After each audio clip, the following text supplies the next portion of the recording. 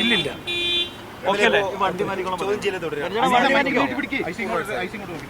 അല്ല, ബഹുമാനപ്പെട്ട കോടതി എനിക്ക് ജാമ്യം അനുവദിച്ചല്ലോ, ഇടക്കാല ജാമ്യം അനുവദിച്ചു.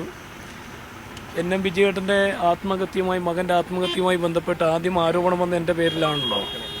ഞാനത് വളരെ വ്യക്തമായി ഏത് അന്വേഷണത്തിനും നേരിടാമെന്ന് തീരുമാനമെടുത്ത് ഏറ്റവും ആദ്യം ഞാനാണ് SP പരാതി കൊടുത്തിട്ടുള്ളത്. അതിൻ്റെ ഭാഗമായിട്ടുള്ള ഇന്ന് ബഹുമാനപ്പെട്ട കോടതി പറഞ്ഞതിൻ്റെ അടിസ്ഥാനത്തിൽ അന്വേഷണ ഉദ്യോഗസ്ഥന്മാരുടെ മുന്നിൽ ഞാൻ ഹാജരാകുകയാണ്. അതിനുശേഷം ബാക്കി എല്ലാ കാര്യങ്ങളും നിങ്ങളോട് പറയും.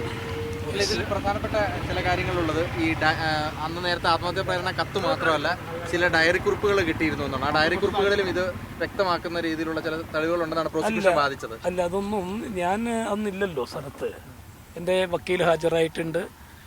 മാത്രമല്ല, കൂടാതെ ഇന്ന് പോലീസിൻ്റെ മൊഴിയെടുപ്പ് നടക്കാണല്ലോ എൻ്റെ. അപ്പോൾ അതിൽ അവർ പറയുമായിരിക്കും. അതിനുശേഷം വിശദമായ കാര്യങ്ങൾ പറയാം. അല്ല, ഞാൻ അന്നൊന്നും പറഞ്ഞല്ലോ, ഏതൊരു അന്വേഷണത്തിനും നേരിടാൻ തയ്യാറാണ്. നീതിപൂർവമായ ഒരു അന്വേഷണം ഉണ്ടാകണം എന്നുള്ളത് തന്നെയാണ് ജനാധിപത്യ സംവിധാനത്തിൻ്റെ ഭാഗമായി ഞാൻ പ്രതീക്ഷിക്കുന്നത്. യെസ്.